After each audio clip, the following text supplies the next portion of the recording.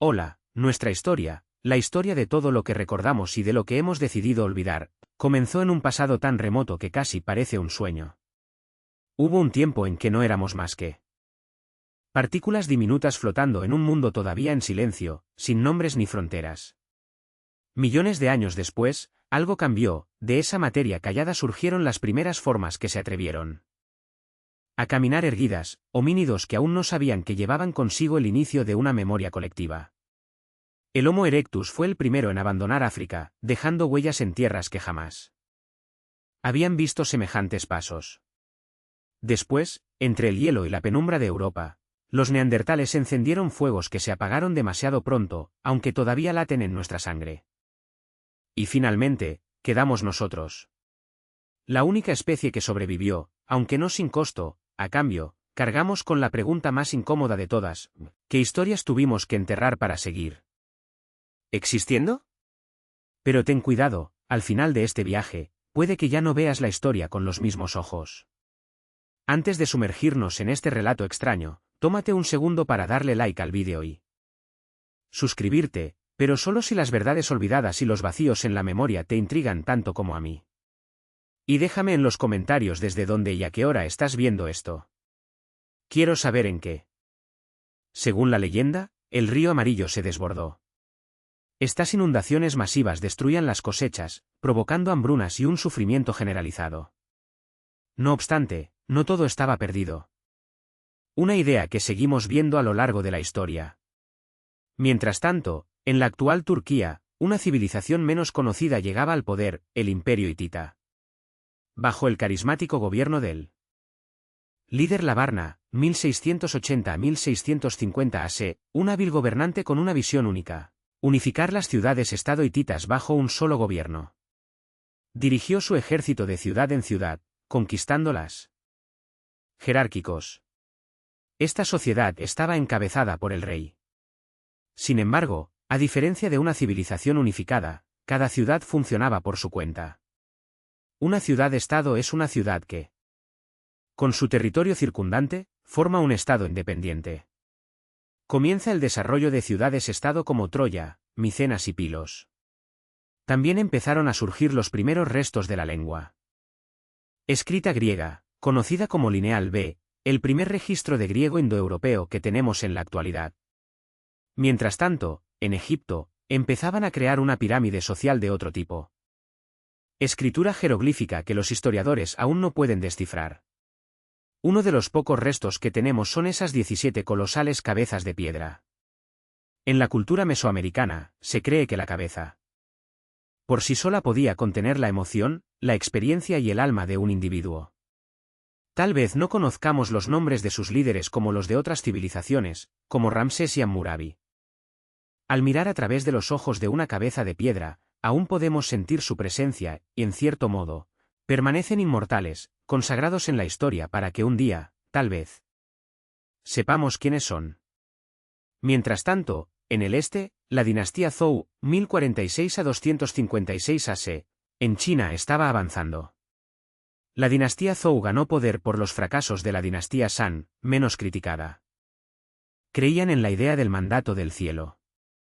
Esto dio lugar a 4 principios en la estructura dinástica china que se repetirían una y otra vez. 1. El cielo otorga al emperador el derecho a gobernar. 2. Puesto que solo hay un cielo, solo puede haber un emperador en un momento dado. 3. La virtud del emperador determina su derecho a gobernar. Y 4. Ninguna dinastía tiene derecho permanente a gobernar. Un gobernante de una dinastía puede perder el mandato del cielo, y el cielo no está siempre de parte de los gobernantes. Con el tiempo, se desvanecería en otra dinastía, los cielos enviarían señales de sequías, hambrunas, inundaciones y terremotos a través de la tierra, señalando que se había perdido la bendición de lo alto. Así fue como la dinastía San cayó y la dinastía Zhou cobró importancia. La dinastía Zhou trajo otro estilo de gobierno, la creación del feudalismo. El sistema era sencillo y dio lugar a otra pirámide social. En el nivel inferior se encontraban los campesinos, ligados a la tierra y cuyo trabajo consistía en producir cosechas para el imperio. Luego estaban los soldados, cuyo trabajo consistía en proteger las tierras de los invasores extranjeros. Luego, los señores, que poseían la tierra y cobraban impuestos a los campesinos por una parte de sus cosechas, que a su vez el señor entregaba al rey. El rey, responsable de todo el imperio, recibía entonces más cosechas y se hacía muy rico. Todas las ganancias iban al rey, y todo el trabajo a las masas. ¿Por qué alguien se conformaría con una vida de agricultor día tras día? Hay dos razones para este fenómeno. La primera se debe a la necesidad. En ese entonces se necesitaba mucha más gente para alimentar a un imperio y a una familia, y la segunda razón es la filosofía. Hacia el final de la dinastía Zhou, se creó el principio de la filosofía oriental. Confucio creó un sistema filosófico justamente llamado confucianismo, que se centra en la importancia del respeto, la lealtad y la responsabilidad en todas las relaciones de la vida. Un concepto central del confucianismo es el llamado asterisco y asterisco, que puede traducirse como rituales, costumbres o modales. Asterisco y asterisco se refiere a las convenciones sociales, formales e informales, que guían el comportamiento de la sociedad. Se considera que mantiene el orden y la armonía en las relaciones sociales. Uno de los contemporáneos más famosos del taoísmo es el concepto del yin y el yang, que representan fuerzas complementarias e interdependientes de la naturaleza, como la luz y la oscuridad. Hicieron adultos, decidieron buscar la ciudad donde la loba los rescató. Sin embargo, esto creó confusión, ya que ambos hermanos querían que el lugar llevara su nombre, por lo que Rómulo y Remo lucharon sin descanso. Finalmente, Rómulo asestó el golpe definitivo y mató a Remo, creando Roma en el año 753 a.C. Mientras las ciudades-estado griegas colonizaban, Ciro el Grande estaba a punto de conquistar un imperio. En aquella época, los persas estaban sometidos al mandato del imperio medo. Según la leyenda, después de que naciera su nieto Ciro, el rey Astiages de los medos tuvo un sueño vívido en el que su pequeño nieto algún día organizaría una revuelta contra él. El rey Astiages sabía qué hacer y ordenó a su principal consejero que matara al bebé, pero éste lo entregó a un pastor para que lo criara. Sin embargo, los problemas no habían terminado para Ciro. Cuando tenía 10 años, el rey Astiages encontró al niño. El rey Astiages quería matarlo porque el sueño fue muy claro. Este hombre se rebelará contra ti. Sin embargo, en contra de su sentido común, a Ciro se le permitió vivir, el mayor error del rey Astiages. Cuando Ciro se hizo hombre, reunió a su ejército y se rebeló contra su abuelo materno, pero, tal como decía la profecía, Astiages se rindió en el 550 a.C. Sin embargo, Ciro no había terminado su conquista, conquistó Babilonia y se convirtió en el gobernante supremo de Mesopotamia e incluso de la civilización del Valle del Indo. El mundo estaba en manos de Ciro. Ciro se apoderó entonces de la colonia griega de Jonia en Asia Menor. Convertía en un caos absoluto. Para evitarlo, el Consejo nombraba a 9 presidentes la mañana de la reunión. Su función era velar por el cumplimiento de todas las normas y procedimientos. Dado que su nombramiento se realizaba justo antes de la reunión de la Asamblea, era prácticamente imposible sobornar a los miembros. La Asamblea votaba a viva voz, si se aprobaba un proyecto de ley. Se procedía a la votación. Se debatían asuntos como el nombramiento de generales, diversas leyes y la demás burocracia gubernamental. Sin embargo, esta democracia ateniense no gozaba del favor universal. El célebre filósofo griego Platón la consideraba bárbara. En el 6º libro de su obra magna, La República Platón argumenta que un verdadero navegante debe estudiar las estaciones del año, el cielo, las estrellas, los vientos y todas las demás materias propias de su profesión si realmente es apto para controlar la nave. Considera totalmente imposible adquirir la destreza profesional necesaria para tal control sin un estudio profundo y argumenta que no existe el arte de la navegación sin un conocimiento exhaustivo. Por tanto, se cuestiona la capacidad de un miembro del Consejo de los 500, elegido al azar, para contribuir plenamente a la sociedad. ¿Podría realmente un miembro aleatorio de la sociedad ejercer el poder con eficiencia y responsabilidad?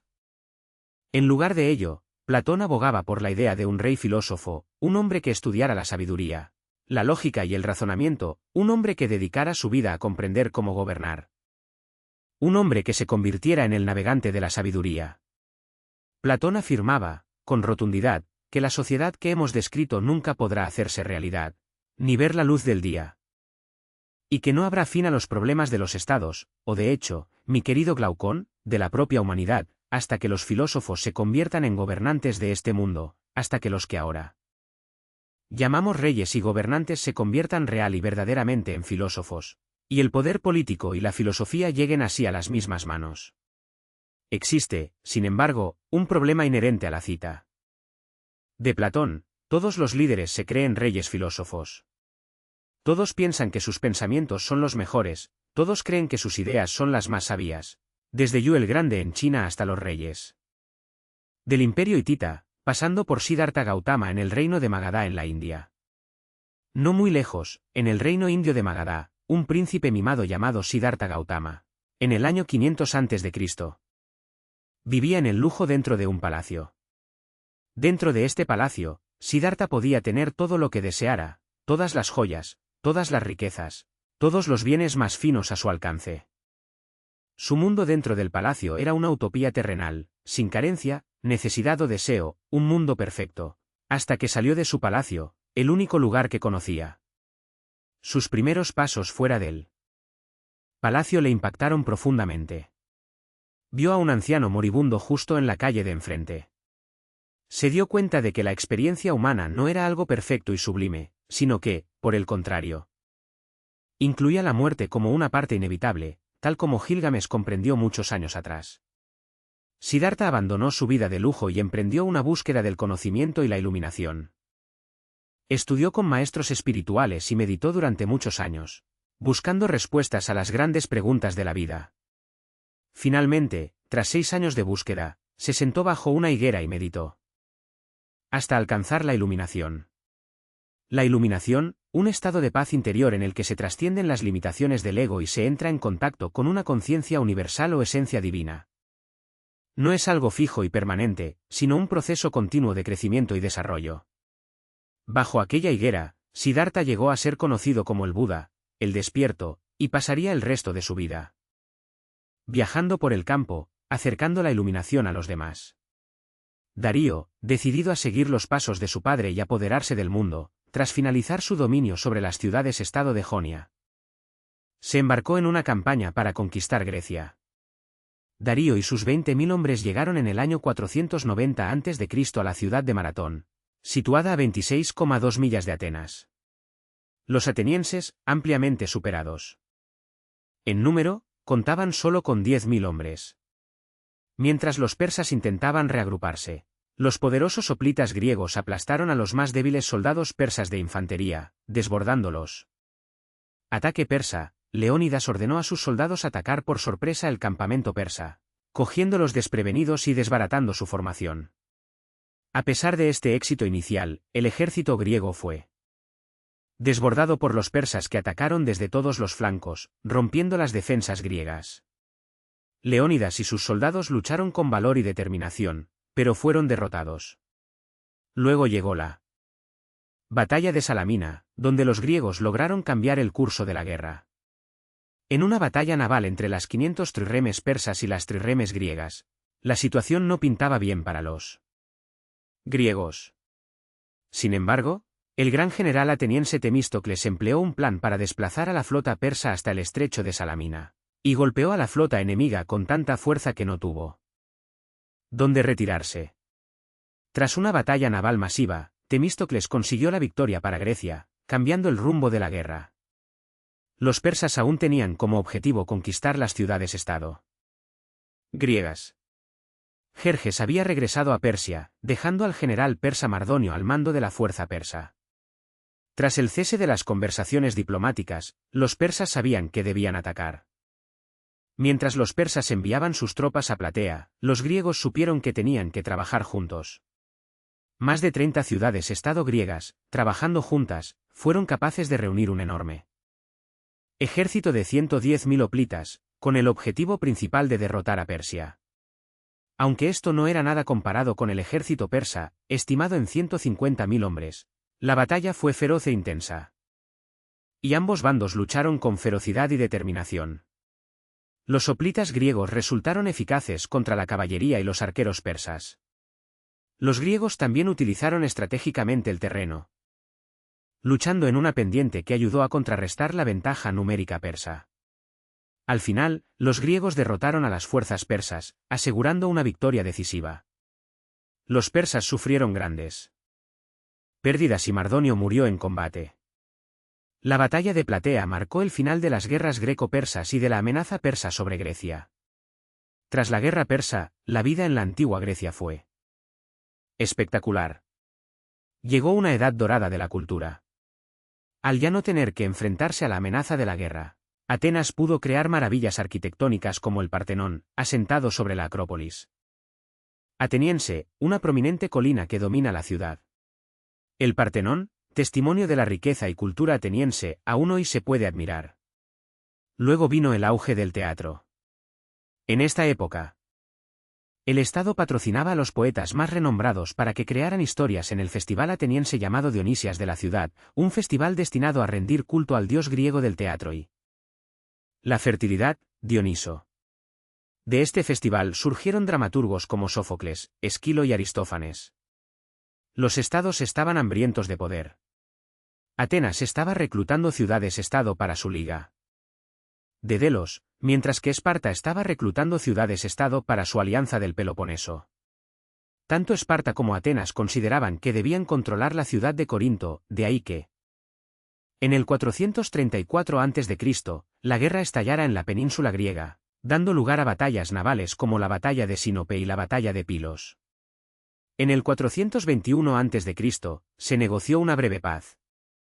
Pero esta no duraría. Atenas puso sus ojos en Sicilia. Al principio, la expedición iba bien. Los atenienses establecieron alianzas con varias ciudades sicilianas y ganaron varias escaramuzas menores contra las fuerzas sicilianas. Pero pronto, Alcibíades, uno de los mejores generales navales de la historia, fue llamado a Atenas para ser acusado de sacrilegio. La flota ateniense se quedó sin su liderazgo y, en su ausencia, la expedición empezó a desmoronarse. Los atenienses no pudieron tomar la ciudad de Siracusa, que había reforzado sus defensas y estaba bien preparada para un asedio. Los sicilianos recibieron refuerzos de Esparta, que vio la oportunidad de asestar un duro golpe a su gran rival, Atenas.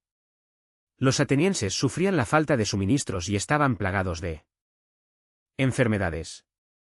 Al mismo tiempo, los siracusanos lanzaron una serie de ataques sorpresa y emboscadas.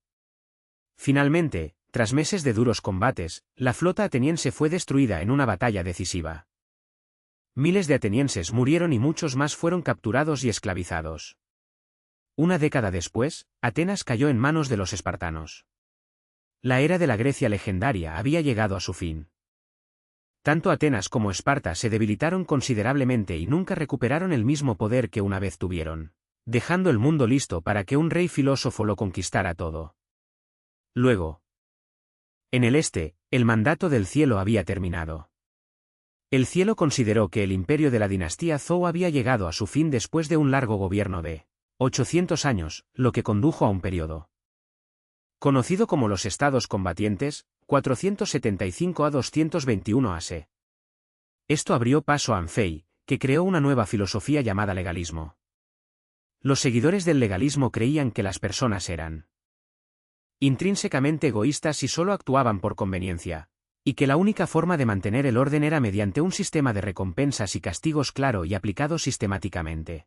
Afirmaban que la mejor forma de lograr el orden social era establecer un gobernante poderoso, responsable de hacer cumplir la ley y castigar a los malhechores.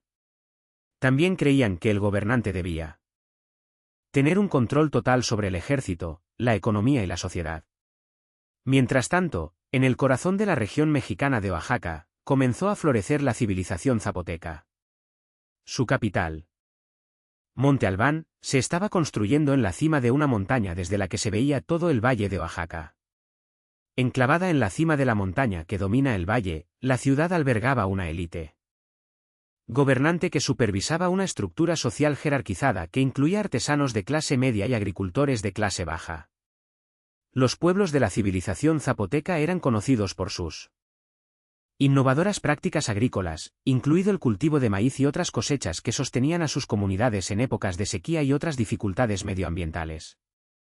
También desarrollaron un sistema de escritura primitivo que utilizaba una combinación de símbolos y glifos para representar palabras e ideas, y desarrollaron un avanzado sistema de calendario basado en ciclos solares de 260 y 365 días. En Grecia, en el año 356 a.C., en la ciudad de Pella, en el reino de Macedonia, nació el mayor comandante de la historia, Alejandro Magno. Creció sabiendo que sería un líder, hijo del rey Filipo II y la reina Olimpia. Pero su maestro fue mucho más impresionante. Desde niño, Alejandro recibió clases de Aristóteles, el hombre conocido como el padre de la lógica, que creó los campos de la biología y la taxonomía al introducir una forma de pensar llamada método científico, un método que se sigue enseñando en las escuelas hasta nuestros días. También escribió mucho sobre filosofía, ética y arte, cambiando el mundo tal y como lo conocemos hoy. Este es el hombre que se encargó de enseñar a Alejandro Magno. Alejandro tenía 20 años cuando su padre fue asesinado, pero su excelente educación le permitió apoderarse del resto del mundo. Tras la muerte de su padre en el año 336 a.C., Alejandro se empeñó en conservar el poder de su familia. Así que cuando la ciudad griega de Tebas decidió rebelarse, Alejandro y su ejército marcharon 240 millas en 14 días. Cuando Tebas se negó a rendirse, arrasó con toda la ciudad, 6.000 personas murieron y el resto fueron vendidos como esclavos. El resto de las ciudades-estado griegas retrocedieron atemorizadas, permitiendo que Alejandro hiciera lo que quisiera. Su nuevo objetivo era Persia. Y el nuevo rey de Persia, Darío III. En el año 333 a.C., Alejandro se enfrentó al ejército persa en la batalla de Isos. En este importante enfrentamiento, el rey persa Darío III fue derrotado y se vio obligado a huir. Alejandro capturó entonces varias ciudades clave, entre ellas el vital puerto de Tiro, que había resistido su asedio inicial. En el 331 a.C., Alejandro se enfrentó de nuevo a Darío III en la batalla de Gaugamela, cerca del río Tigris, en el actual Irak. A pesar de su inferioridad numérica, Alejandro obtuvo una victoria decisiva utilizando tácticas y movilidad superiores. El ejército persa quedó destrozado y Darío III huyó de nuevo. Alejandro tomó entonces la capital persa de Babilonia y obtuvo el control de gran parte de Mesopotamia. Continuó su campaña hacia el este, ganando batallas en lo que hoy es Irán y Afganistán.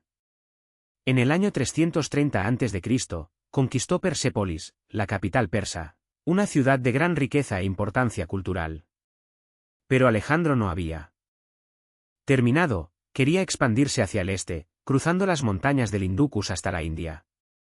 Sin embargo, sus tropas, cansadas de los interminables combates, se negaron a seguir avanzando. Por lo que Alejandro se vio obligado a detenerse.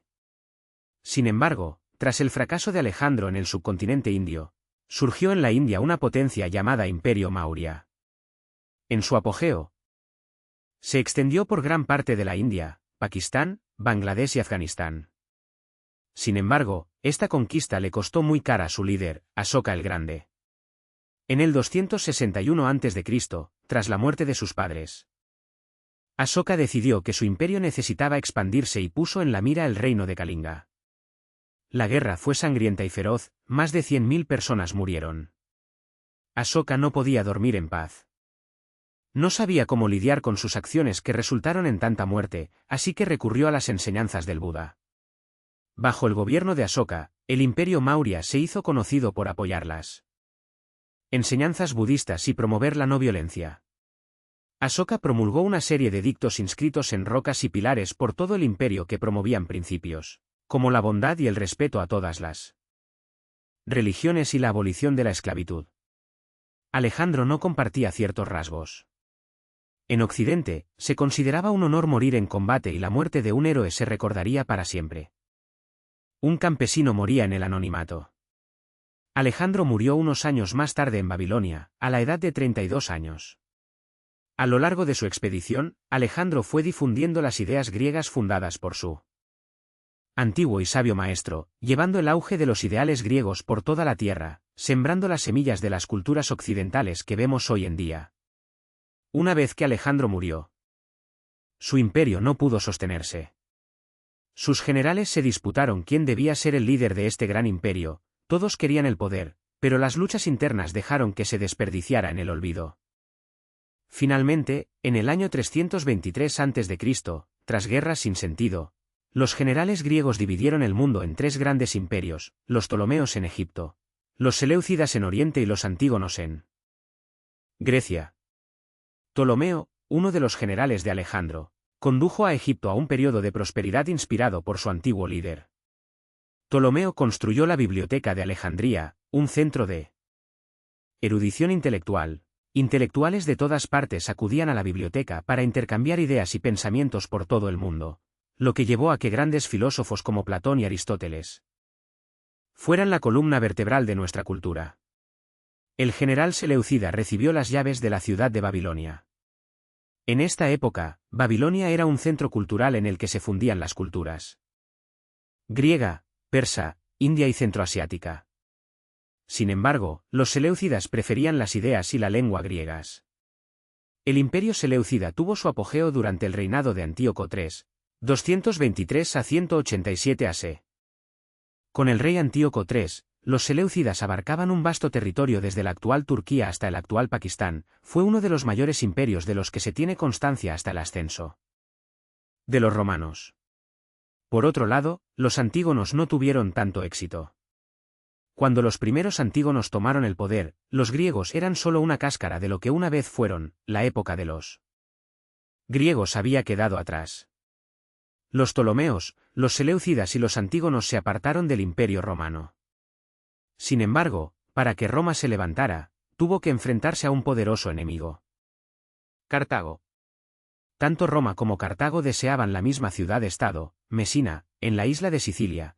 Esto daría a cualquiera de las dos civilizaciones un punto de apoyo para ganar el poder en el Mediterráneo. Llegó la Primera Guerra Púnica y, tras 20 años de lucha, en el año 241 a.C., con la derrota de Cartago, se firmó el Tratado de Lutatio. La paz, sin embargo, duró poco. En el año 218 a.C., comenzaron las segundas guerras púnicas cuando el general cartaginés Aníbal invadió Italia con su ejército, elefantes incluidos, para conquistar Roma. Aníbal ganó varias batallas iniciales, incluida la batalla de Cannas en 216 a.C. Sin embargo, fue derrotado en última instancia por el general romano Escipión el Africano en la batalla de Zama en el 202 a.C. La guerra supuso la derrota total de Cartago, que se vio obligada a ceder sus territorios a Roma, y fue el fin del imperio cartaginés. Ya no había duda en el mundo de que había llegado el momento de que los romanos tomaran el mando en Occidente. Mientras tanto, en el este, tras el fin del periodo de los estados combatientes, Insi-Juan y la dinastía In eran un poder absoluto, 221 a 206 a.C. In estaba decidido a convertir a China en un imperio chino unificado. Dividió las tierras en 36 zonas de mando, supervisadas por un gobernador, un comandante militar y un inspector imperial. Se esperaba que siguieran la voluntad de Ino, de lo contrario, enfrentarían duros castigos. El legalismo se fundamentaba en la acción, el gobierno fuerte, las leyes duras y la herencia, sabiendo que los humanos eran necesariamente egoístas. Sin embargo, su mandato del cielo llegó bastante rápido. Después de la muerte de Insi-Juan, China estaba en agitación, con otra dinastía en pie, Liu Ban, líder del 206 al 195 a.C. Después de liderar una revuelta contra los Xin, fue declarado emperador de la nueva dinastía Han. En lugar de seguir la estricta mentalidad legalista de los Xin, Liu Ban decidió establecer su imperio como un paraíso confuciano. Los ideales de moderación, virtud y piedad, establecidos a través del confucianismo, se extendieron por todo el imperio, tejiendo el capullo de una poderosa dinastía. Durante la dinastía Han, la producción de seda era cada vez mayor y la idea de obtener ganancias estaba en la mente de todos.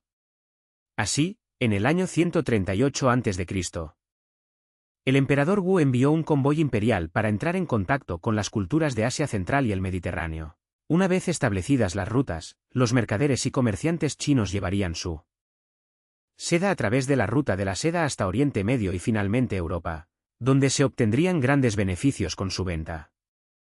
Pero al principio, la ruta fue relativamente corta. En el 97 a.C., el embajador Zhang Qian fue enviado a Roma con regalos de seda para su imperio. Sin embargo, Zhang Qian solo llegó hasta Mesopotamia porque los partos, el imperio dominante en Irak en aquella época, le dijeron que el viaje duraría años. Poco sabía Zhang Qian que estaba mal informado, el viaje habría sido relativamente más corto, pero los partos querían mantener su lugar como intermediarios. No querían que China y Roma tuvieran contacto entre sí, creando un sistema de 3 imperios aplastados uno contra el otro, Roma en el oeste, Partos en el centro y China en el este. En el año 86 a.C., Grecia, ya debilitada por la conquista de Alejandro Magno, se convirtió en el objetivo del Imperio Romano. El general Lucio Cornelio Sila dirigió un ejército de legiones al frente de Atenas. Ocupó Atenas durante varios meses, torturando brutalmente a sus ciudadanos. Finalmente, cuando Atenas cayó, ordenó a sus soldados que saquearan la ciudad, destruyendo muchos tesoros culturales importantes. Esta toma del poder consolidó a Roma como superpotencia. Atenas ya no tenía el poder, sino que estaba en Roma. Mientras tanto, en el año 63 a.C., el general Pompeyo recibió el encargo de tomar Jerusalén y la región de Galilea. Los romanos se apoderaron rápidamente de las ciudades, obligando a Galilea a quedar bajo dominio romano, incluida una pequeña aldea llamada Nazaret. Pero el deseo de expansión de los romanos no terminó en Galilea. En el año 58 a.C., Julio César fue nombrado gobernador de la provincia romana de la Galia Cisalpina, en el norte de Italia, con el encargo expreso de conquistar el resto de las Galias. En aquella época, los galos eran un grupo de pueblos celtas que vivían en la zona que hoy es Francia, Bélgica y partes de Suiza, Alemania e Italia. Era tarea de César apoderarse de estas tribus celtas. Los galos, que insistían en su independencia, tuvieron que trabajar juntos bajo el liderazgo de Vercingetorix en un último intento desesperado por detener a los romanos. Mientras César llevaba sus tropas a Alesia en el año 52 a.C., la guerra se acercaba. Alesia estaba rodeada por una doble muralla y un foso, con refuerzos adicionales en las colinas de la ciudad. Vercingetorix había reunido una gran fuerza de guerreros galos dentro de la ciudad. Por su parte, César había reunido un considerable ejército romano fuera de las murallas. César se dio cuenta de que un ataque directo a la ciudad sería complejo, así que rodeó a las fuerzas galas y las hizo rendirse por el hambre. Ordenó la construcción de una serie de fortalezas alrededor de Alesia, incluyendo un muro de circunvalación que rodeaba la ciudad, y un segundo muro y foso exteriores para defenderse de cualquier intento de fuga. Durante varias semanas, las fuerzas de César participaron en un duro asedio a Alesia, en el que ambos bandos sufrieron grandes pérdidas. Los guerreros galos en el interior de la ciudad intentaron escapar en varias ocasiones, pero fueron repelidos por las fuerzas romanas. La batalla se inclinaba a favor de los romanos cuando un segundo ejército galo, liderado por Comio, aliado de Vercingetorix, intentó aliviar el asedio. César envió un destacamento de sus fuerzas para interceptar los refuerzos galos. Tras una feroz batalla, los soldados romanos salieron victoriosos. Con sus fuerzas rodeadas y abocadas al hambre, Vercingetorix se vio obligado a rendirse. Salió de Alesia y se ofreció como prisionero a César, poniendo fin a la resistencia gala al dominio romano. Durante los 2 años siguientes, César recorrió el imperio galo, conquistándolo. No obstante, la creciente popularidad y el poder de César no agradaban a muchos. El Senado romano le exigió que renunciara al mando y disolviera su ejército, o se arriesgaba a ser declarado enemigo del Estado. Esta demanda obligó a César a tomar una decisión crucial: acatar la voluntad del Senado o ignorarla y desencadenar una sangrienta guerra civil. La ley romana de la época prohibía a cualquier general cruzar el río Rubicón y entrar en la Italia continental, con un ejército sin el permiso expreso del Senado. Tal acción sería considerada traición. Este pequeño arroyo se convertiría, pues, en el símbolo de las intenciones de César y en el punto de no retorno. La guerra civil era inminente. Mientras César y su ejército marchaban sobre el Rubicón, las batallas de Corfinium y Farsalia demostraron al Senado que César era un enemigo formidable. Por ello, el Senado romano nombró a su yerno, Pompeyo, para dirigir las fuerzas romanas contra su suegro. Ambas partes comprendían la importancia estratégica de Hispania, ya que servía de enlace entre Italia y el resto de Europa. Los dos ejércitos se enfrentaron cerca de la ciudad de Leda, en el noreste de Hispania.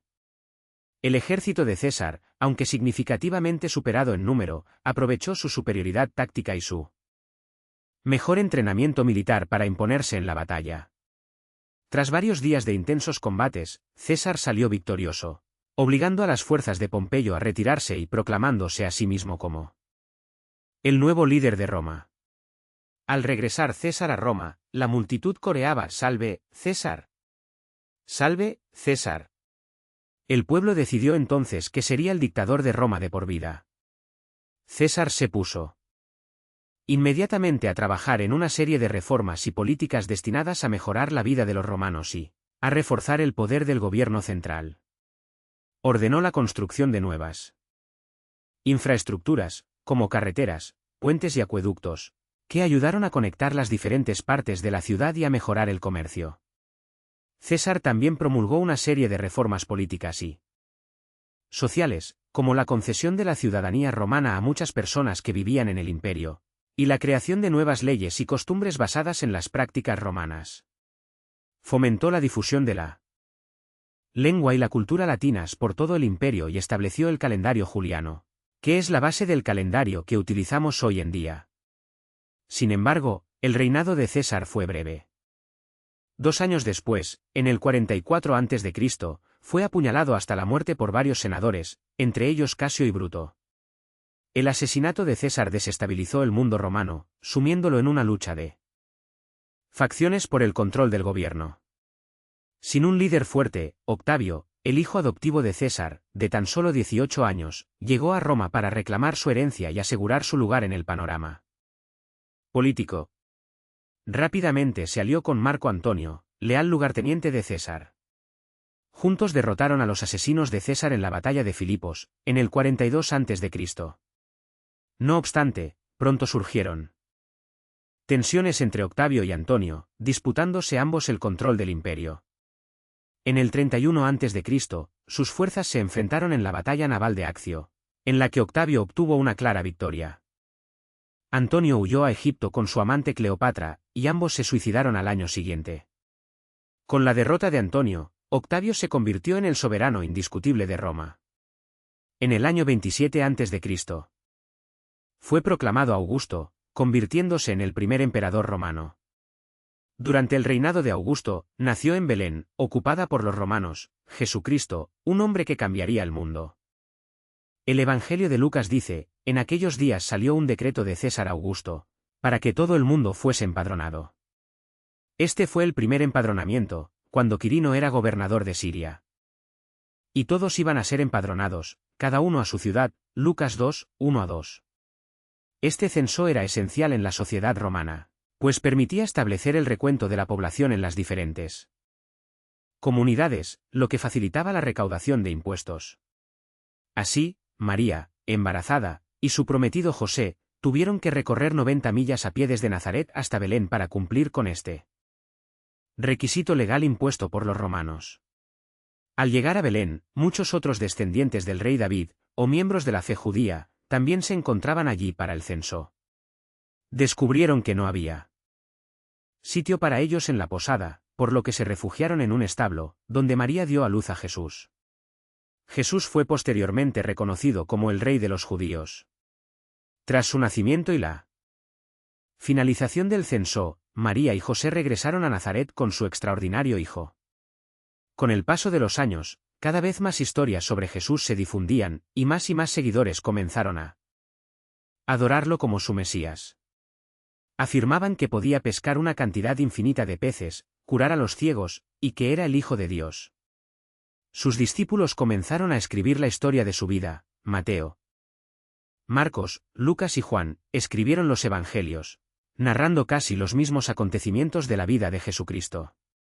Este testimonio narrativo de un niño nacido en un establo cambió el mundo para siempre. Aunque muchos amaban a Jesús, otros lo veían como una amenaza. El emperador Tiberio sucedió a Augusto, reinando desde el año 14 después de Cristo hasta el 37 después de Cristo. Tiberio era conocido por sus delatores, una red de informantes recompensados por espiar y denunciar a presuntos traidores y criminales. Los acusados por los delatores debían enfrentarse a un juicio por traición, que a menudo terminaba en ejecución o suicidio forzado. Poncio Pilato, prefecto de Judea, no era ajeno a estos duros castigos. A medida que la influencia de Jesús crecía, se convertía en un peligro político.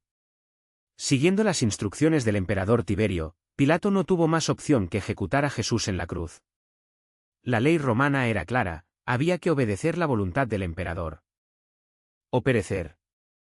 Con la crucifixión de Jesús, nació una nueva religión, el cristianismo.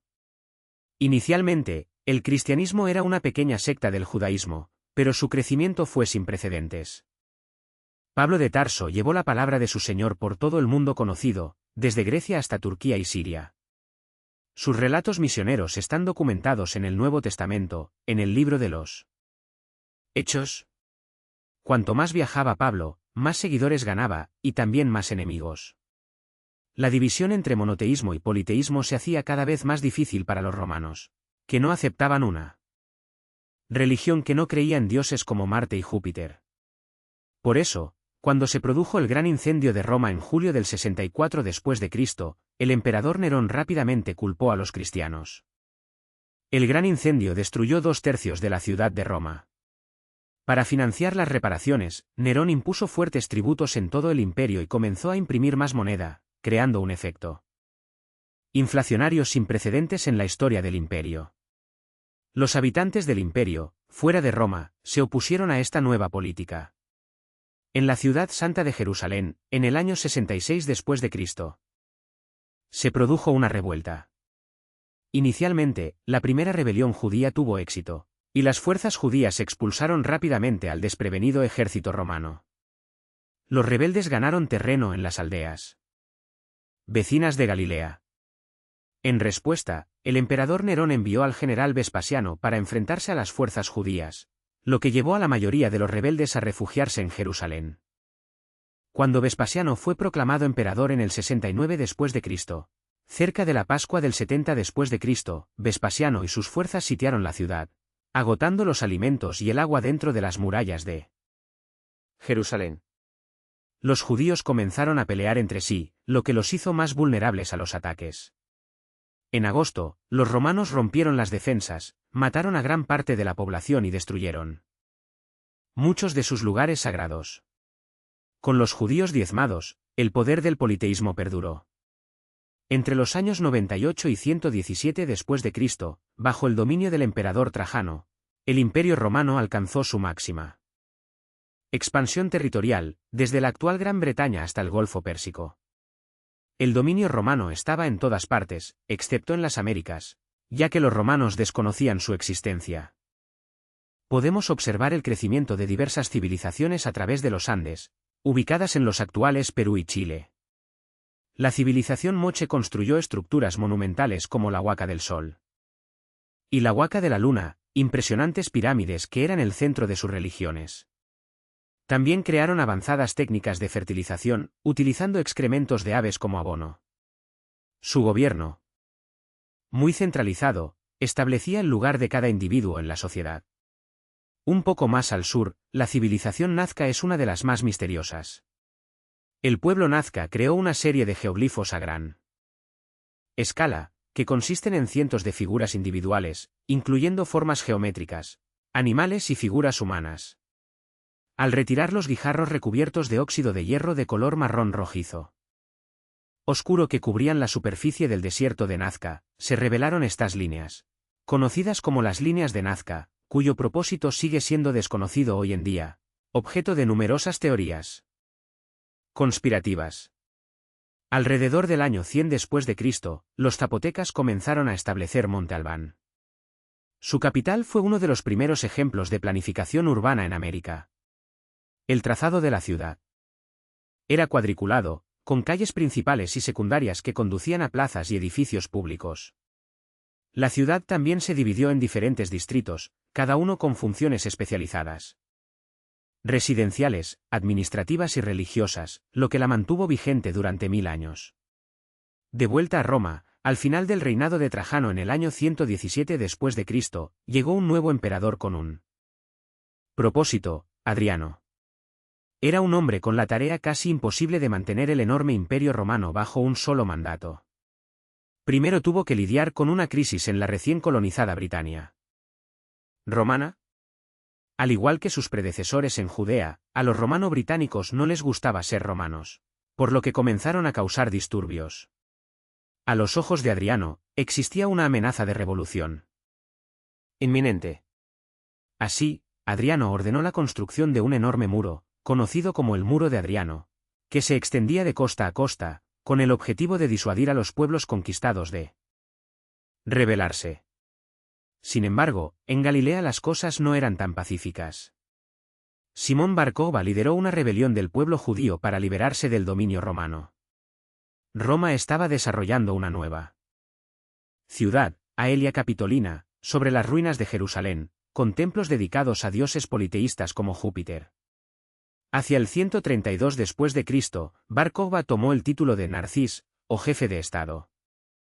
Muchos judíos lo consideraban el Mesías que salvaría al pueblo judío y restauraría su independencia.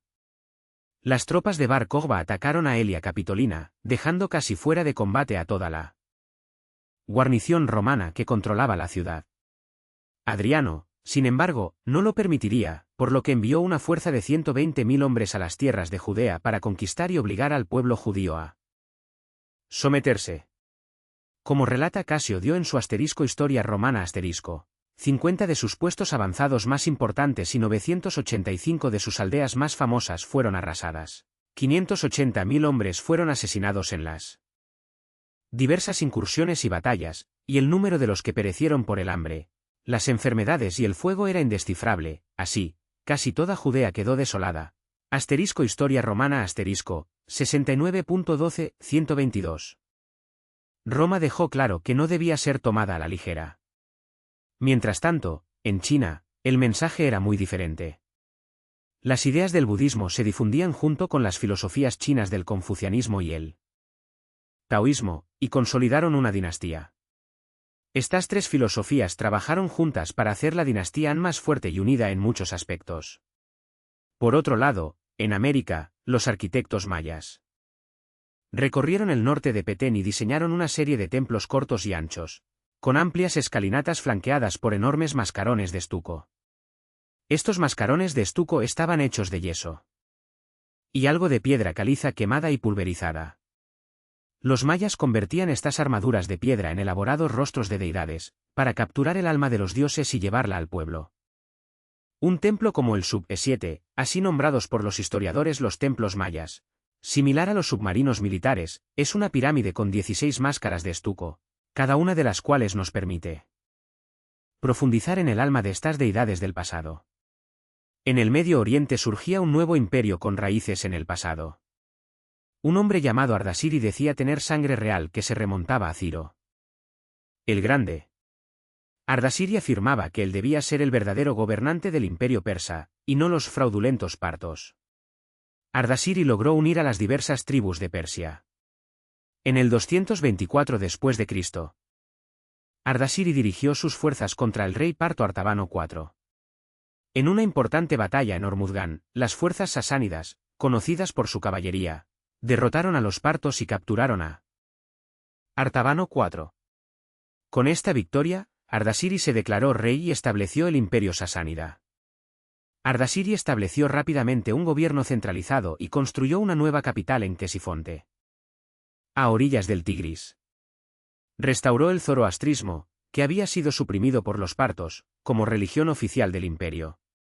También construyó un poderoso ejército con hábiles jinetes y arqueros. Y comenzó a expandir su territorio conquistando regiones vecinas. A medida que los partos declinaban, también lo hacía la dinastía Han. La caída de la dinastía Han estuvo marcada por la inestabilidad política, los problemas económicos, las amenazas externas, las rebeliones internas y las luchas por el poder.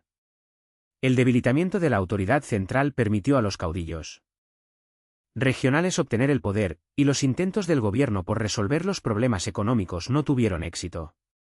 Las amenazas externas y las rebeliones debilitaron aún más a la dinastía. Un caudillo llamado Cao Pi se autoproclamó emperador y estableció la dinastía Wei, poniendo fin oficialmente a la dinastía Han.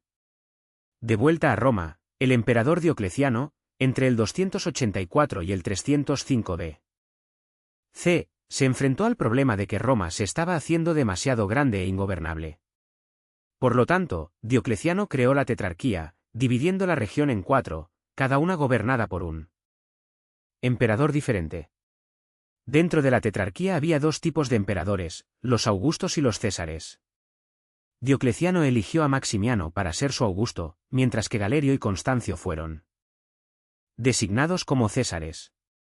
Sin embargo, este sistema creó un caos y una anarquía incontrolables.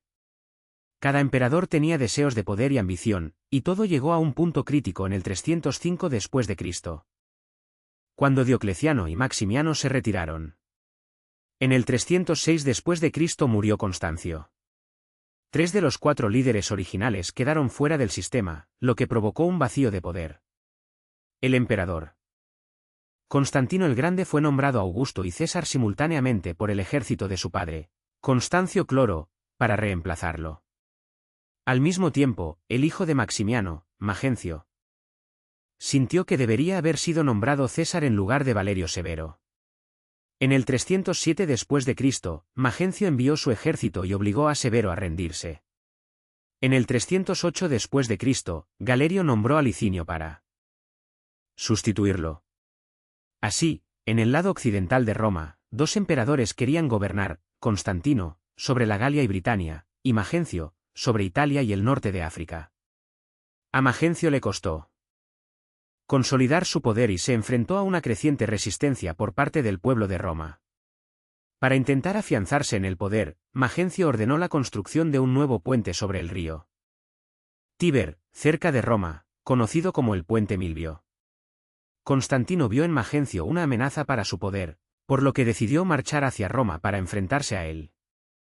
Mientras los 2 ejércitos se aproximaban cerca del Puente Milvio, Constantino tuvo una visión de una cruz en el cielo que decía: «Con este signo vencerás». Algunos relatos sugieren que esta visión pudo haber sido un sueño o una alucinación, mientras que otros sugieren que pudo haber sido una señal de Dios. Independientemente de la naturaleza de la visión, Constantino la tomó como una señal de que saldría victorioso en la batalla si luchaba bajo el signo de la cruz cristiana. Hizo que sus soldados pintaran este símbolo en sus escudos y estandartes, y entró en batalla con renovado vigor y confianza. La batalla fue feroz y brutal, y ambos bandos sufrieron grandes pérdidas. Magencio tenía un ejército más grande, pero sus tropas estaban dispersas y desorganizadas. Constantino aprovechó esto y empujó a las fuerzas de Magencio de nuevo hacia el río Tíber. En el caos de la retirada, Magencio se vio obligado a abandonar el puente Milvio y caer al agua, donde se ahogó. Poco después de su victoria, Constantino se reunió con Licinio en Mediolanum, la actual Milán, para confirmar varios acuerdos políticos y dinásticos que dieron lugar al Edicto de Milán. Este edicto otorgó el poder de Roma Oriental a Licinio y el de Occidente a Constantino. Lo más importante es que este documento ampliaba la tolerancia religiosa para los cristianos y les devolvía muchas propiedades que les habían sido confiscadas durante las persecuciones. Sin embargo, la coexistencia pacífica de ambos gobernantes duró poco. Aunque el edicto permitía la seguridad de los cristianos, Licinio seguía siendo un ferviente pagano. Sus diferencias comenzaron a crecer. Y todo culminó en la ciudad de Crisópolis en el 324 después de Cristo, donde ambos ejércitos lucharon. El poderío militar de Constantino fue evidente. Obligó al ejército romano de Oriente a huir hacia el mar, causando muchas muertes y capturas. Constantino fue declarado el único líder de Roma, y Licinio fue sentenciado a muerte. Constantino cambió el nombre de la capital romana de Oriente, Bizancio, a Constantinopla, para celebrar su victoria. Luego, en el 325 después de Cristo, Constantino presidió el primer concilio de Nicea, en el que 300 obispos establecieron el famoso credo niceno, que declaraba que Jesucristo era engendrado, no hecho, y uno solo con el Padre. Constantino finalmente fue bautizado como cristiano en su lecho de muerte en el año 337 después de Cristo. En el año 370 después de Cristo, un nuevo actor entró en escena, los hunos. Eran una civilización bárbara nómada que dominaba el arte de la guerra.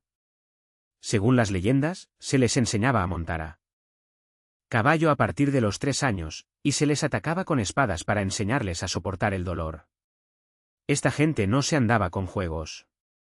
Cuando cruzaron el río Volga en el 370 después de Cristo, a lomos de sus caballos y sedientos de sangre, la civilización de los alanos no tuvo muchas posibilidades. 2 años más tarde, atacaron a los ostrogodos, una tribu oriental de godos germánicos que el Imperio Romano. A medida que los hunos dominaban las tierras godas y visigodas, se ganaron una nueva reputación como los nuevos bárbaros de la ciudad, y parecían imparables. Hacia el 395 después de Cristo, comenzaron a invadir los dominios romanos, y algunos cristianos romanos creían que eran demonios llegados directamente del infierno. La razón por la que comenzaron a invadir Roma fue la muerte de Teodosio y su gran logro como emperador fue mantener a raya a los godos y a los hunos, pero a su muerte decidió seguir las ideas de Diocleciano y dividir de nuevo el imperio, repartiendo el control entre sus 2 hijos, Arcadio en el este y Honorio en el oeste, convirtiendo a Teodosio en el último líder de una Roma unida. Con Honorio al mando, su incapacidad como general hizo de Roma occidental un blanco fácil para los visigodos, que buscaban un nuevo lugar para vivir. Pusieron sus ojos en Roma. A principios del 410 después de Cristo, los visigodos saquearon varias ciudades romanas. Luego, el 24 de agosto del 410 después de Cristo, los visigodos saquearon Roma, tomando el control de esta histórica ciudad. Era la primera vez en casi 800 años que un ejército extranjero ocupaba la ciudad de Roma. Sin embargo, los visigodos no pudieron mantener el control de Roma. Siguieron saqueando los territorios romanos hasta que establecieron su reino en el 418 después de Cristo en la actual España. Las perspectivas de supervivencia no eran mucho mejores en el este de Roma. El conocido Atila, el Huno, estaba ganando poder, y sus brutales tácticas lo convirtieron en el azote de Dios. Un fallido intento de paz en el 441 después de Cristo llevó a Atila y a su ejército a asaltar los Balcanes y la frontera danubiana. En el 442 después de Cristo se fraguó otro tratado de paz, pero Atila volvió a atacar en el 443 después de Cristo, matando, saqueando y causando destrozos hasta llegar a la bien fortificada ciudad de Constantinopla. Sin embargo, debido a las altas murallas de esta ciudad, Atila no pudo conquistarla. Atila logró negociar otro acuerdo de paz. Dejaría Constantinopla tranquila a cambio de un tributo anual de 2100 libras de oro, una suma asombrosa. En el 451 después de Cristo, los hunos invadieron las Galias, lo que permitió a los antiguos enemigos, los visigodos y los romanos, unirse para luchar contra los hunos. Según la leyenda, la noche anterior a la inminente batalla, Atila consultó a los huesos de los sacrificios y vio que miles de miembros de su ejército caerían en la lucha al día siguiente. Su premonición se hizo realidad. En la batalla de los campos cataláunicos, tras horas de feroz lucha, decenas de miles de soldados yacían muertos, propinando a Atila su primera y única derrota militar de la historia. Sin embargo, incluso después de la derrota, Atila y su ejército siguieron adelante y regresaron a Italia, asolando continuamente las ciudades. En el año 452, con sede en Roma, se reunieron con el Papa León, y quien actuó como emisario entre Atila y la ciudad. No existe constancia de lo que hablaron. Sin embargo, según la leyenda, San Pedro y San Pablo se le aparecieron a Atila, amenazándolo con matarlo si no negociaba con el Papa León, y Atila decidió retirarse de Italia y regresar a la gran llanura húngara, ya fuera por su miedo al Papa y a sus santos aliados, o por sus tropas demasiado escasas y debilitadas por la malaria. No obstante, la lucha por Roma occidental no había terminado. En el 476, el joven emperador Rómulo Augusto tuvo problemas para conservar el poder, ya que muchos romanos creían que era ilegítimo. El Imperio Romano de Oriente envió al general Germano Odoacro y a sus mercenarios para reprimir una revuelta del ejército romano en la región. Sin embargo, en lugar de apoyar al Imperio Romano de Oriente, Odoacro vio la oportunidad de hacerse con el poder, se volvió contra el gobierno romano y depuso al último emperador romano de Occidente, Rómulo Augusto, marcando así el fin del Imperio Romano de Occidente. Tras su victoria, Odoacro fue declarado rey de Italia. Pero su triunfo fue efímero. En el 493, Teodorico el Grande, de los ostrogodos, con el apoyo del emperador romano de Oriente Zenón, llegó y creó el reino ostrogodo de Italia, sellando así el destino de Odoacro. Mientras Europa vivía una época oscura, la India, bajo el Imperio Gupta, experimentaba una edad de oro en las matemáticas. Grandes matemáticos como Brahmagupta empezaron a utilizar el cero como marcador de posición y para diversas soluciones de ecuaciones matemáticas. El astrónomo Aryabhata fue capaz de calcular la circunferencia de la Tierra, demostrando que el mundo era redondo mucho antes de que se aceptara globalmente. Aryabhata también desarrolló métodos para calcular pi y raíces cuadradas, sin embargo, su mayor logro fue crear el concepto de asíntota, una línea que se aproxima a una curva pero nunca la toca. Los francos, bajo Clodoveo I, se habían enfrentado a los alamanes, otra tribu germánica, y las tensiones entre ambos grupos eran muy fuertes. En el 496, en la batalla de Tolbiac, Clodoveo I dirigió a sus tropas contra los alamanes. Ambos bandos ansiaban imponerse en la lucha por el poder y el territorio. Cuando los alamanes comenzaron a derrotar a los francos, en un momento de desesperación, Clodoveo pidió ayuda al dios cristiano, prometiendo convertirse al cristianismo si salía victorioso. Según la leyenda, una repentina tormenta eléctrica apareció, permitiendo a los francos reagruparse y lanzar un exitoso contraataque. La batalla resultó en una victoria decisiva para los francos. Y Clodoveo cumplió su promesa, convirtiéndose al cristianismo. Con ello, el cristianismo pasó oficialmente a primer plano y nació el reino franco. Aunque el Imperio Romano de Occidente había caído, el Imperio Romano de Oriente, con sede en Constantinopla, seguía existiendo y muchos historiadores lo consideran parte de la continuidad romana. Bajo el reinado de Justiniano, el Imperio Romano de Oriente entraría en su siguiente capítulo, conocido como el Imperio Bizantino, si es o no una continuación directa del Imperio Romano anterior, es tema de debate.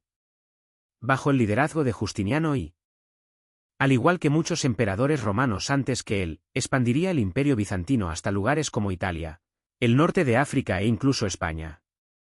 Encomendó a un equipo de juristas la codificación de todas las leyes del Imperio Romano, conocida como el Corpus Juris Civilis, que se convirtió en la base de las leyes europeas que conocemos hoy. También encargó la construcción de la mundialmente conocida Santa Sofía de Constantinopla, una hermosa catedral adornada con intrincados mosaicos y decoraciones de mármol, que se convirtió en la cabeza de la Iglesia Ortodoxa Oriental. Sin embargo, Jesús no fue el único profeta de la época. En la pequeña ciudad de la Meca, una tribu nómada llamada los Quraysh dio a luz a Mahoma, un hombre que cambiaría el mundo religioso. Mahoma quedó huérfano a temprana edad y fue criado por su abuelo y, más tarde, por su tío. Al crecer, trabajó como comerciante, lo que le valió el apodo de Al-Amin, el digno de confianza. En una de sus peregrinaciones, en el año 610, Mahoma meditaba en una cueva del monte Jabal al-Nour cuando se le apareció el ángel Gabriel, transmitiéndole la palabra de Dios: lee, en el nombre de tu Señor, que creó al hombre de un coágulo. Lee, porque tu Señor es el más generoso. Estos se convirtieron en los versículos iniciales de la Sura 96 del Corán. Inicialmente, Mahoma se mostró reacio, sin saber cómo revelar esta información. Sin embargo, pronto empezó a reunir un pequeño número de seguidores, quienes fueron objeto de burlas por parte de los paganos de la Meca. Cuando Mahoma denunció el culto a los ídolos, el líder de la Meca supo que estaba en problemas. Debido a la resistencia de la Meca, Mahoma y sus seguidores se vieron obligados a emigrar a Medina, una ciudad a 260 millas de distancia. Allí, Mahoma contribuyó decisivamente a poner fin a varias guerras civiles, creando una próspera comunidad musulmana. Esta prosperidad se vería desafiada por los miembros de la antigua tribu de Mahoma, los Quraysh y sus aliados, quienes marcharon a Medina con un gran ejército para atacar a los musulmanes. Mahoma ideó un plan: defender la ciudad cavando una trinchera alrededor de su perímetro, haciendo casi imposible la penetración de las fuerzas enemigas. Durante varias semanas, los Quraysh intentaron atravesar la trinchera, una y otra vez. Finalmente, fuertes vientos y lluvias torrenciales obligaron a las fuerzas de los Quraysh a abandonar el asedio, dando la victoria a los musulmanes. En el 630, el ejército musulmán marchó hacia la Meca, tomando la ciudad con un mínimo de bajas.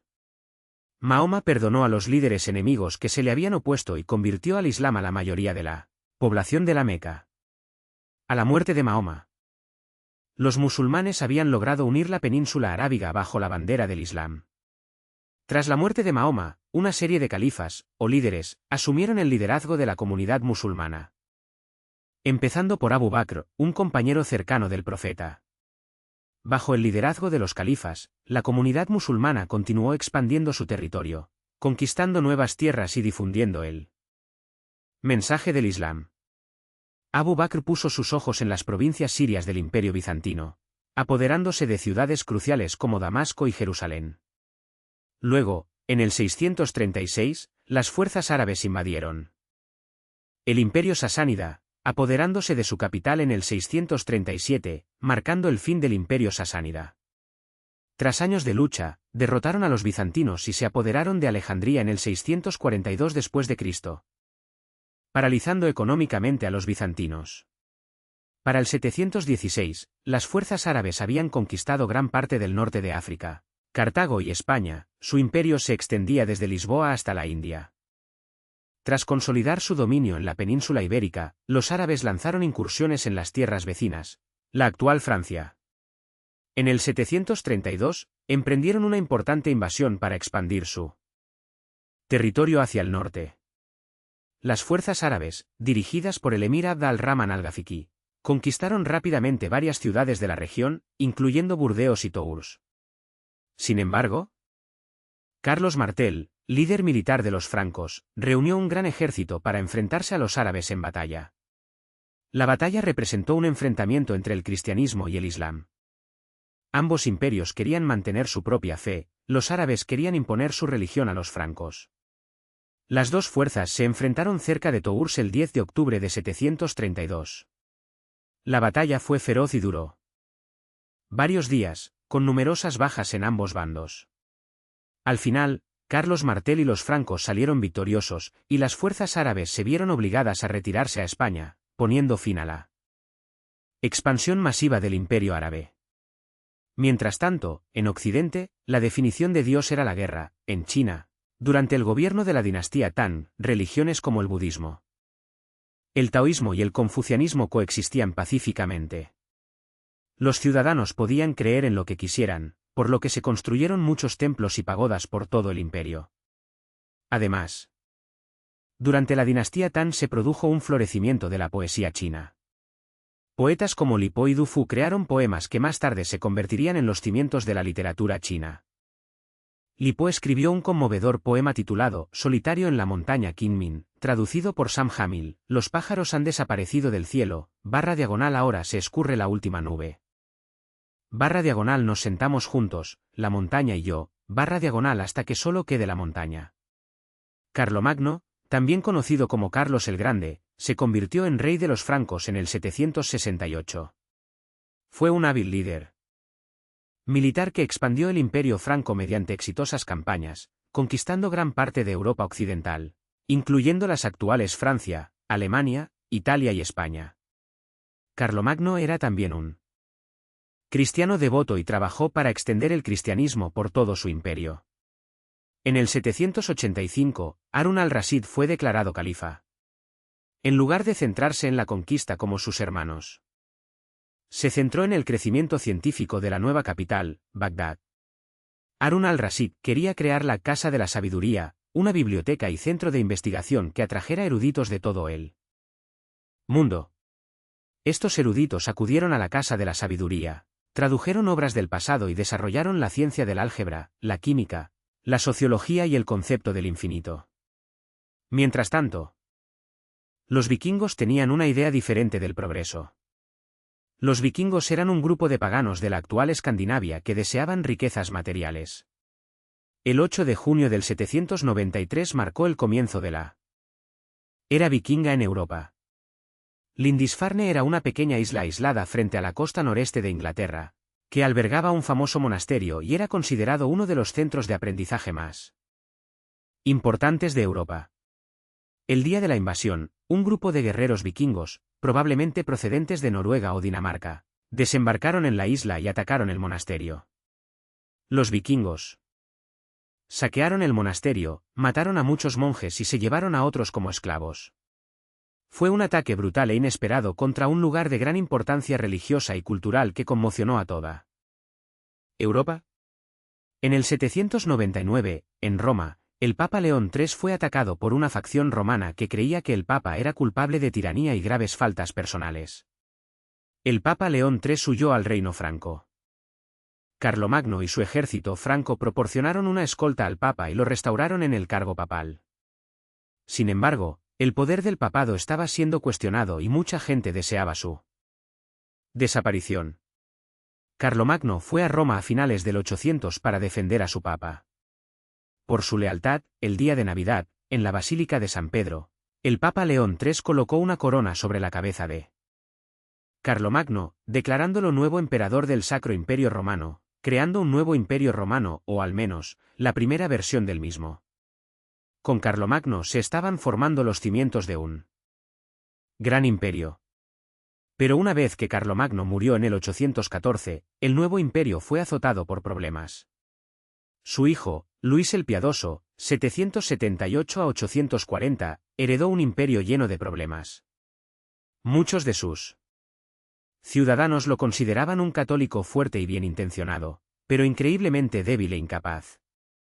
Los vikingos continuaron sus incursiones a lo largo del río Rin, atacando ciudades del Sacro Imperio Romano como Colonia, Treveris y Maguncia, asaltando varios monasterios católicos y destruyendo artefactos religiosos, causando miedo y odio entre sus ciudadanos.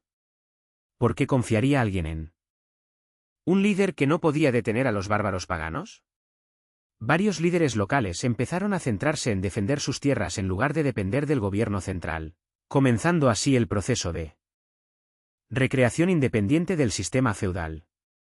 En esta época, la gente cultivaba voluntariamente las tierras, cediendo su libertad a estos líderes locales para que les protegieran de los vikingos, creando la base de un nuevo sistema feudal.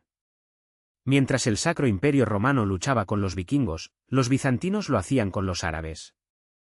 En el 820, un grupo de invasores árabes desembarcó en la isla de Creta.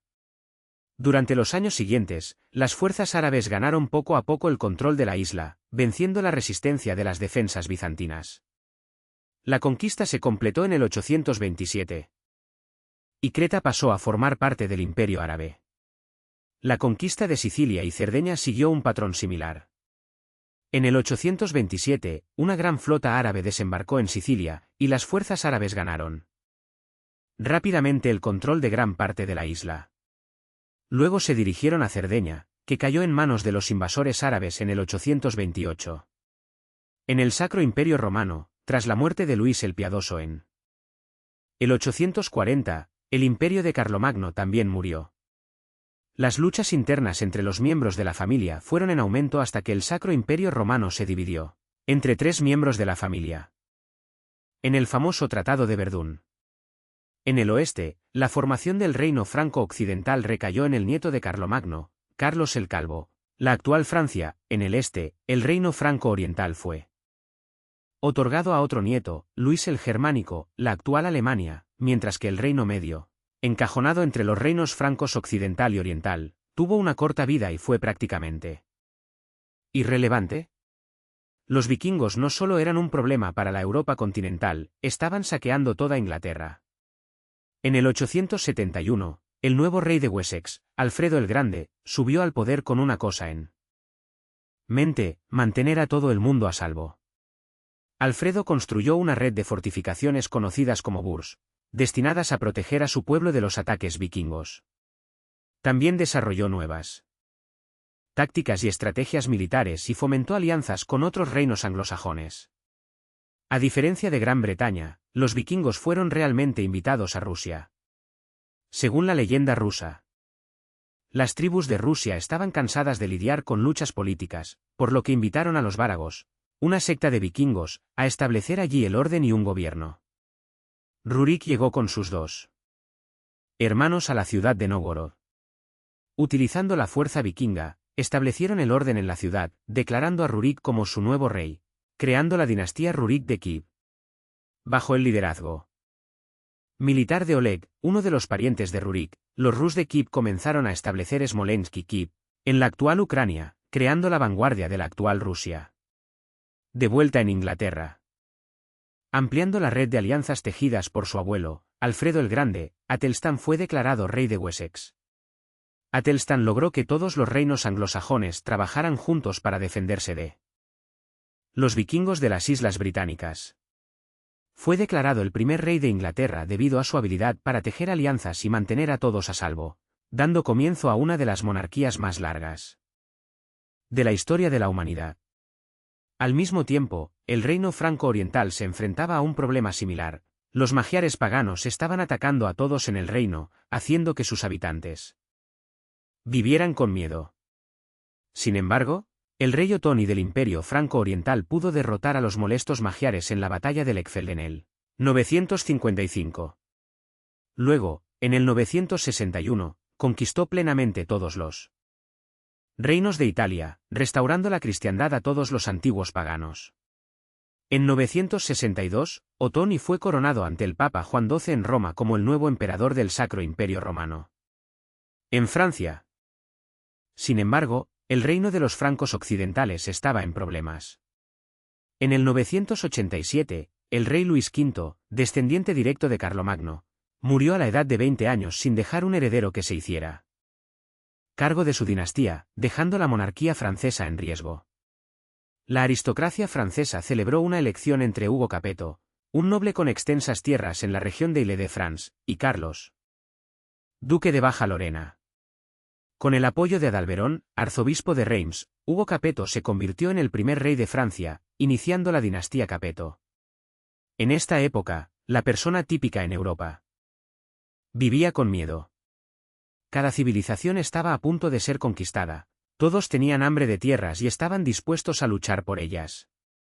En toda Europa, cada civilización comenzó a atrincherar su sociedad en las ideas del feudalismo, llevando a otra pirámide social, en la base, los siervos, responsables de cultivar la tierra, luego los caballeros, encargados de proteger al pueblo.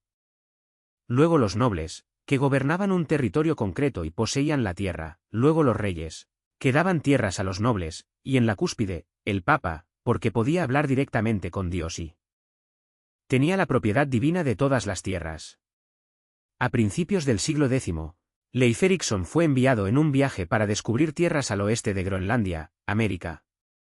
Leif y su tripulación se aventuraron a esta nueva tierra mística llamada Vinland, la actual Terranova, Canadá. Leif y su tripulación pasaron el invierno en Vinland, estableciendo un pequeño asentamiento y comerciando con los indígenas locales. También exploraron los alrededores, ricos en recursos naturales como madera, peces y caza. Leif y su tripulación regresaron a Groenlandia en primavera, donde fueron recibidos como héroes por descubrir nuevas tierras. Leif no sabía que había descubierto un nuevo continente para su pueblo europeo. De las Américas de aquella época sabemos mucho menos. Algunos historiadores creen que en el continente americano se produjo un tipo de expansión similar a la de Europa. Lamentablemente, no tenemos registros históricos de este periodo. Sabemos que los mayas de Sudamérica construyeron las impresionantes ciudades de Tikal, Palenque y Chichén Itzá, con una población de entre 2 y 10 millones de habitantes. También sabemos que había varias tribus en el norte, como los cherokees, los navajos y los inuit. Es muy probable que los inuit interactuaran con la flota de Leif. De vuelta en Europa, en la santa ciudad de Jerusalén, se erguía una iglesia muy Importante, la Iglesia del Santo Sepulcro. Según la creencia cristiana, esta iglesia se construyó en el lugar donde Jesús fue crucificado y resucitó. Sin embargo, en el 1009 después de Cristo, el califa árabe Al-Hakim ordenó la destrucción de este lugar sagrado. Cuando la noticia llegó a Europa, los cristianos se horrorizaron. El Papa Sergio IV envió una circular a todas las iglesias, llamando a una lucha santa en Oriente Medio y a la expulsión de los musulmanes de Tierra Santa. Los árabes del califato abasí serían expulsados de Jerusalén antes por otros, los turcos seliúcidas, un pueblo turco de Asia central de fe musulmana, estaban empezando a hacer crecer su imperio. En 1055, se apoderaron de Bagdad, la capital del califato abasí. Al principio, los turcos seliúcidas respetaron al califa, pero con el tiempo se apoderaron de la ciudad. En 1076, tomaron Medina y al año siguiente, la Meca, la ciudad más sagrada del Islam. El mundo musulmán no estaba preparado para que el Papa Urbano II, en el Concilio de Clermont de 1095, llamara a todos los cristianos a tomar las armas y liberar Tierra Santa del dominio musulmán. El Papa prometió recompensas espirituales y el perdón de los pecados a quienes se unieran a la cruzada, y muchos caballeros, nobles y campesinos se animaron a abrazar la causa. Muchos europeos, como Godofredo de Bouillon, Bohemundo de Tarento y Roberto de Flandes, trajeron sus ejércitos desde Europa en su viaje a Jerusalén. Mientras los cristianos estaban unidos, los musulmanes estaban divididos y fueron incapaces de oponer una fuerte defensa a los cruzados. Los cristianos se apoderaron del condado de Edesa en 1098 y, finalmente, de la ciudad santa de Jerusalén en 1099. Sin embargo, la cruzada no había terminado. En 1144, las fuerzas musulmanas, dirigidas por el gobernante turco Imad ad-Din Zengi, lanzaron un asedio contra Edesa. La ciudad estaba mal defendida, y los cruzados no pudieron resistir mucho tiempo a las fuerzas musulmanas. Tras un asedio de varias semanas, la ciudad fue tomada, y las fuerzas musulmanas la invadieron, matando o esclavizando a gran parte de la población. Los cristianos no estaban contentos con esto. Así que en 1147, los enormes ejércitos de Europa retomaron los intentos de liberar Edesa. Los cruzados se enfrentaron a importantes desafíos logísticos, incluyendo la escasez de alimentos y suministros. También estuvieron plagados de luchas internas y rivalidades políticas, lo que provocó que la campaña fuera ruinosa. Tras la desastrosa derrota de la batalla de Damasco en 1149, que se saldó con la captura del rey Luis VII y la pérdida de gran parte del ejército cruzado, la segunda cruzada terminó en fracaso. Mientras cristianos y musulmanes luchaban, los hindúes en el Imperio Gemer, gobernado por el rey Suryavarman II, construyeron un fantástico templo al dios hindú Vishnu, llamado Angkor Wat. Vishnu es un dios importante del hinduismo, conocido como el preservador y protector del universo. Tiene 10 encarnaciones o avatares y a menudo se le representa con piel azul y sosteniendo 4 objetos. Al acercarse a Angkor Wat, el visitante es recibido por un enorme foso y una gran puerta de entrada adornada con intrincadas tallas de criaturas mitológicas y deidades. El templo principal se eleva como una imponente montaña, con intrincadas tallas y relieves que narran la mitología hindú y la historia del Imperio Gemer. Las galerías del templo están repletas de impresionantes bajorrelieves que representan escenas de batallas, ceremonias y la vida cotidiana en la antigua Camboya. En el corazón del complejo se encuentra el santuario central, una enorme estructura piramidal rodeada de templos y patios más pequeños. El santuario se considera la parte más sagrada del templo, adornado con estatuas talladas e imágenes de diosas y dioses hindúes. Fue una increíble proeza del ingenio humano. En 1187, Saladino, comandante musulmán egipcio, harto del dominio cristiano de Jerusalén, declaró la guerra santa en todo el mundo musulmán para reconquistar Jerusalén a los cristianos. La batalla tuvo lugar un día de calor abrasador en las colinas cercanas al mar de Galilea. Las fuerzas de Saladino contaban con alrededor de 20.000 hombres, los cruzados, con una fuerza mucho menor, de unos 12.000 caballeros, soldados y civiles, bajo el mando del rey Guido de Lusignan. La batalla comenzó con escaramuzas entre ambos bandos, pero pronto se convirtió en un enfrentamiento a gran escala. Las fuerzas de Saladino pudieron utilizar su superior caballería para rodear a los cruzados, quienes no pudieron atravesar las líneas musulmanas. El calor y la sed pronto hicieron mella en los cruzados, quienes quedaron debilitados y desorientados. Las fuerzas musulmanas se aprovecharon de la situación y lanzaron un ataque, rompiéndolas. Tras la derrota de los cruzados, con numerosas bajas y la huida del rey Guido y un reducido grupo de caballeros, el camino hacia la conquista de Jerusalén por Saladino parecía despejado. La pérdida en la batalla asestó un duro golpe al ejército cristiano de la región. Sin embargo, la respuesta cristiana no se hizo esperar. Una nueva cruzada, más ambiciosa que las anteriores, se organizó. Los monarcas más poderosos de la época, Federico y Barbarroja del Sacro Imperio Romano, Germánico, Ricardo y Corazón de León de Inglaterra y Felipe II Augusto de Francia, reunieron sus mejores ejércitos para la reconquista de la Ciudad Santa. A pesar de la inmensa fuerza militar desplegada, la Tercera Cruzada fracasó en su objetivo, resultando en la inquebrantable permanencia de Jerusalén bajo el dominio de decenas de miles de campesinos para asegurar la supervivencia de sus élites. En 1214, los mongoles sitiaron y quemaron la capital Jin, Zhongdu, actual Pekín. A principios del siglo XIII, el rey Juan de Inglaterra se enfrentaba a la creciente presión de los varones, que exigían mayores derechos y una mayor protección legal. Para aplacar sus demandas, Juan accedió a reunirse con ellos y negociar un acuerdo. El resultado fue la Magna Carta, un documento histórico que estableció una serie de derechos y libertades que el rey no podía violar. Entre estos derechos estaban el derecho a un juicio justo, el debido proceso legal y la protección contra arrestos y encarcelamientos arbitrarios. La Magna Carta instauró, además, el principio de habeas corpus, obligando al gobierno a presentar a cualquier preso ante un tribunal y justificar legalmente su detención. Este principio se ha convertido en un pilar fundamental de los sistemas jurídicos modernos en todo el mundo. En 1217, se llevó a cabo otra cruzada, liderada por el rey Andrés II de Hungría y el duque Leopoldo V de Austria, con el mismo objetivo, la conquista de Jerusalén. Los cruzados lograron capturar Damieta en 1219, pero no pudieron avanzar más allá en Egipto. Tras una serie de reveses, incluyendo la captura y encarcelamiento de muchos cruzados, las fuerzas cristianas se vieron obligadas a abandonar la campaña en Egipto. Finalmente, se acordó un tratado con las fuerzas musulmanas que permitió a los cruzados retirarse, sin haber logrado su objetivo.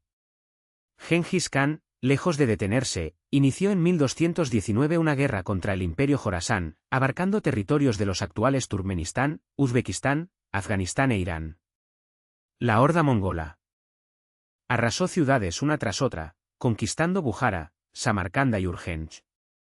Los artesanos calificados, como carpinteros y joyeros, solían ser perdonados, mientras que los aristócratas y soldados que el mar Caspio. Sorprendentemente, se estima que alrededor del 8% de los hombres del sur de Asia descienden de él. En 1228, Federico II, emperador del Sacro Imperio Romano Germánico, intentó, sin éxito, la conquista de Tierra Santa, poniendo fin a la Sexta Cruzada. El rey Luis IX de Francia, en 1248, emprendió la Séptima Cruzada, con el mismo objetivo. Sin embargo, fue hecho prisionero por los musulmanes y tuvo que pagar un elevado rescate para ser liberado. Este fracaso no desanimó al rey Luis IX, que en 1270, intentó nuevamente la liberación de Jerusalén, falleciendo esta vez de disentería. Tras su muerte, sus tropas se retiraron, marcando la octava y última cruzada. Sin embargo, en 1295, se produjo un avance diplomático. En una carta convocando al Parlamento, el rey Eduardo I de Inglaterra escribió sobre la necesidad de abordar los peligros comunes con soluciones conjuntas. Así se estableció un primer parlamento, estableciendo un nuevo orden político. Se levantaba otra gran ciudad. Según la leyenda azteca, el dios Huitzilopochtli les indicó que debían construir su ciudad donde vieran un águila posada en un nopal, devorando una serpiente. Al encontrar esta escena exacta en una isla del lago de Texcoco, interpretaron esto como una señal divina y fundaron Tenochtitlán. Con el tiempo, Tenochtitlán construyó imponentes templos. De personas murieron a causa de la peste.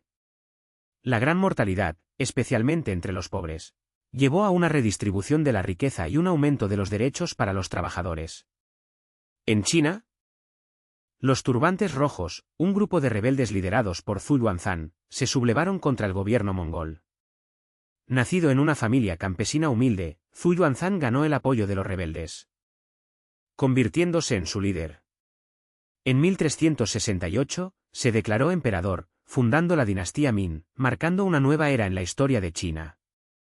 En 1428, Juana de Arco, a los 16 años, dejó su hogar en Domremy para viajar a la corte de Chinon y pedir permiso para liderar el ejército francés contra los ingleses. Su solicitud fue recibida inicialmente con escepticismo, pero Juana perseveró, ganándose el apoyo de los comandantes franceses. Su primera gran victoria militar fue en Orleans en 1429, donde levantó el asedio de la ciudad. Esta victoria elevó la moral francesa y cambió el curso de la guerra. Juana lideró al ejército francés a varias victorias, incluyendo la batalla de Patay. Sin embargo, su éxito le granjeó enemigos en las cortes inglesa y francesa. En 1430, fue capturada por los ingleses, juzgada por herejía y brujería, y quemada en la hoguera el 30 de mayo de 1431, a los 19 años. 20 años después, Carlos VII de Francia derrotó definitivamente a los ingleses en la batalla de Castillón, poniendo fin a las disputas territoriales inglesas en Francia. En Constantinopla, el Imperio bizantino se debilitaba por años de guerras, inestabilidad política y crisis económica. El Imperio otomano, bajo el sultán Mehmed II, aprovechó esta debilidad para conquistar la ciudad. En 1453, Mehmed II lideró un ejército de 80.000 soldados, incluyendo tropas de élite genízaros y una potente artillería, para sitiar Constantinopla. Los defensores bizantinos, liderados por el emperador Constantino XI, superados en número y armamento, se enfrentaron a una tarea casi imposible. Tras casi 2 meses de bombardeos, los otomanos lanzaron un ataque masivo el 29 de mayo de 1453, logrando penetrar las murallas. A pesar de la valiente resistencia bizantina, Constantinopla cayó, marcando el fin del Imperio bizantino y el inicio del dominio otomano absoluto en la región. Mientras Constantinopla caía, Rusia comenzaba a forjar su independencia. Bajo el dominio del Imperio mongol, varias ciudades rusas pagaban tributos. En 1472, Iván III, el Grande, se negó a pagar. Fortaleció su ejército y expulsó las guarniciones mongolas de varias colonos. Su conocimiento del terreno y sus tácticas de guerrilla los convirtieron en un enemigo casi invisible para las tropas británicas. Por el contrario, los movimientos de los regulares de artillería por parte de las fuerzas estadounidenses y francesas, que además excavaron trincheras para reforzar sus defensas. Una batalla naval decisiva frente a las costas de Virginia, en la que la armada francesa derrotó a la británica, cortó la única vía de escape marítima de Cornwallis. El 14 de octubre de 1781, las fuerzas aliadas lanzaron un ataque masivo contra las defensas británicas. A pesar de la valiente resistencia británica, la superioridad numérica y armamentística de las fuerzas aliadas determinó el resultado de la batalla. Los británicos, superados en número y armamento, sucumbieron ante el incesante ataque. El 19 de octubre, Cornwallis rindió su ejército a Washington, marcando el fin de las hostilidades. La victoria en Yorktown constituyó un punto de inflexión decisivo en la guerra, marcando el fin del dominio británico en América y el comienzo de un nuevo experimento político. Con la liberación de la tiranía británica, se planteó un nuevo americana. En esa época, Francia estaba gobernada por Luis XVI y su esposa, María Antonieta. La famosa frase atribuida a la reina, que coman pastel, refleja la desconexión entre la monarquía y el establecimiento de una república. En 1793, fue elegido miembro del Comité de Salvación Pública, encargado de proteger la revolución y erradicar a los enemigos del Estado. Bajo el liderazgo de Robespierre, el comité instauró un periodo de intensa represión conocido como el Reinado del Terror. Miles de personas fueron arrestadas, juzgadas y ejecutadas por crímenes contra la revolución.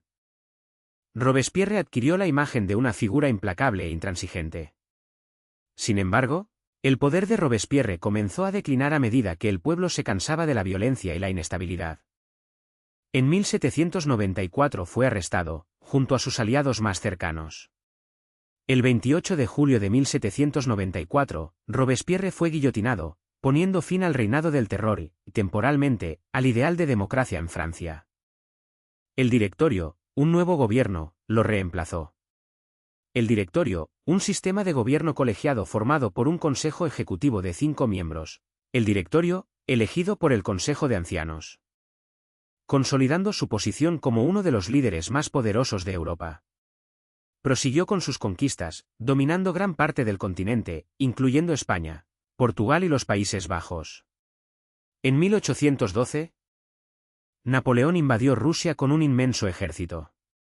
Sin embargo, la campaña fue un rotundo fracaso, diezmando sus fuerzas a causa del duro invierno ruso. Esta derrota marcó el comienzo de la caída de Napoleón. En 1814, las potencias europeas se aliaron contra Napoleón, invadiendo Francia y obligándolo a abdicar y exiliarse en la isla de Elba. Sin embargo, regresó a Francia en 1815. En lo que se conoció como los 100 días, recuperando brevemente el poder antes de ser derrotado por los ejércitos británico y prusiano en la batalla de Waterloo. Mientras tanto, en América, Simón Bolívar emprendía sus campañas militares para liberar a los países latinoamericanos del yugo colonial español. Bolívar inició sus campañas en Venezuela en 1810, dirigiendo un exitoso levantamiento contra las autoridades coloniales españolas. Luego se trasladó a Colombia, donde obtuvo importantes victorias contra los españoles, incluyendo la batalla de Boyacá en 1819. Justo después de la publicación del Manifiesto Comunista, Europa se embarcó en un periodo conocido como la Carrera por África. Comenzada en la década de 1870, las potencias europeas exploraron nuestra historia, la historia de todo lo que recordamos y de lo que hemos decidido olvidar, comenzó en un pasado tan remoto que casi parece un sueño. Hubo un tiempo en que no éramos más que partículas diminutas flotando en un mundo todavía en silencio, sin nombres ni fronteras. Millones de años después, algo cambió, de esa materia callada surgieron las primeras formas que se atrevieron a caminar erguidas, homínidos que aún no sabían que llevaban consigo el inicio de una memoria colectiva. El Homo erectus fue el primero en abandonar África, dejando huellas en tierras que jamás habían visto semejantes pasos. Después, entre el hielo y la penumbra de Europa, los neandertales encendieron fuegos que se apagaron demasiado pronto, aunque todavía laten en nuestra sangre. Y finalmente, quedamos nosotros. La única especie que sobrevivió, aunque no sin costo, a cambio, cargamos con la pregunta más incómoda de todas: ¿qué historias tuvimos que enterrar para seguir existiendo? Pero ten cuidado, al final de este viaje, puede que ya no veas la historia con los mismos ojos. Antes de sumergirnos en este relato extraño, tómate un segundo para darle like al vídeo y suscribirte, pero solo si las verdades olvidadas y los vacíos en la memoria te intrigan tanto como a mí. Y déjame en los comentarios desde dónde y a qué hora estás viendo esto. Quiero saber en qué. Según la leyenda, el río Amarillo se desbordó. Estas inundaciones masivas destruían las cosechas, provocando hambrunas y un sufrimiento generalizado. No obstante, no todo estaba perdido. Una idea que seguimos viendo a lo largo de la historia. Mientras tanto, en la actual Turquía, una civilización menos conocida llegaba al poder, el Imperio hitita. Bajo el carismático gobierno del líder Labarna, 1680-1650 AC, un hábil gobernante con una visión única: unificar las ciudades-estado hititas bajo un solo gobierno. Dirigió su ejército de ciudad en ciudad, conquistándolas. Jerárquicos. Esta sociedad estaba encabezada por el rey. Sin embargo, a diferencia de una civilización unificada, cada ciudad funcionaba por su cuenta. Una ciudad-estado es una ciudad que, con su territorio circundante, forma un estado independiente.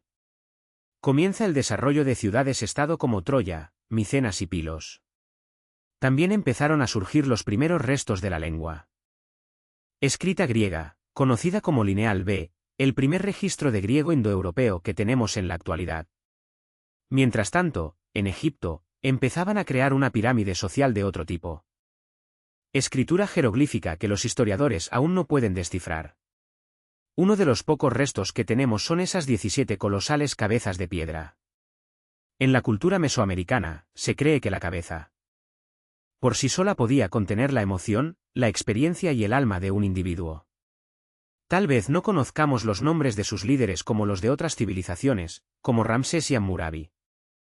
Al mirar a través de los ojos de una cabeza de piedra, aún podemos sentir su presencia, y en cierto modo, permanecen inmortales, consagrados en la historia para que un día, tal vez, sepamos quiénes son.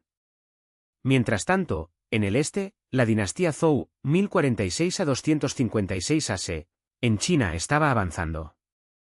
La dinastía Zhou ganó poder por los fracasos de la dinastía San, menos criticada. Creían en la idea del mandato del cielo.